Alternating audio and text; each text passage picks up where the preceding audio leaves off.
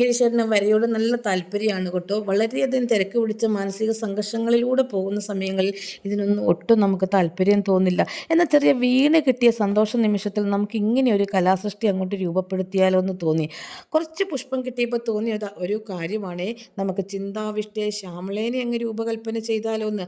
അങ്ങനെ ശ്യാമളയും അരയന്യവും ഒക്കെ നമ്മളെ പണ്ട് പാടിപ്പതിഞ്ഞ പാടിമറന്ന കഥകളൊക്കെ നമ്മുടെ മനസ്സിലൂടെ ഇങ്ങനെ നുരപൊങ്ങി വരാൻ തുടങ്ങി. ആ നുരയിലൂടെ നമ്മൾ ശകുന്തളേനെയും അതുപോലെ തന്നെ അരയത്തിനെയും ഒക്കെ വീണ്ടും നമ്മളിങ്ങനെ മനസ്സാലെ കണ്ടു. അതൊക്കെ ഗിരീഷേട്ടൻ അങ്ങോട്ട് നമുക്ക് പുഷ്പങ്ങളിലൂടെ ഒന്നും കൂടി നമുക്കിരുന്ന് വരച്ച് കണ്ടുപിടിക്കാമെന്നുള്ള അതും കൂടി കേട്ടപ്പോൾ അതങ്ങ് കാണാൻ തന്നെ ഞങ്ങളും തീരുമാനിച്ചു. അങ്ങനെ ദക്ഷിതയും ഉഷാമിയും പിന്നെ സൗദാമിനിയും രാധികയും ഒക്കെ പിൻബലവുമായി എത്തി. അങ്ങനെ കുട്ടികൾ നന്നായിട്ട് പൂ ഒരുക്കി കൊടുക്കുകയും ഗിരീഷേട്ടൻ വരയ്ക്കുകയും അങ്ങനെ നമ്മുടെ ആ വരയിലൂടെയും ആ പുഷ്പ അലങ്കാരത്തിലൂടെയും ഒക്കെ അതുപോലെ മരിയും സവിതയും ഒക്കെ സപ്പോർട്ട് ചെയ്തു. നമുക്ക് അരയത്തിനത്തിനെ കാണാൻ സാധിച്ചു.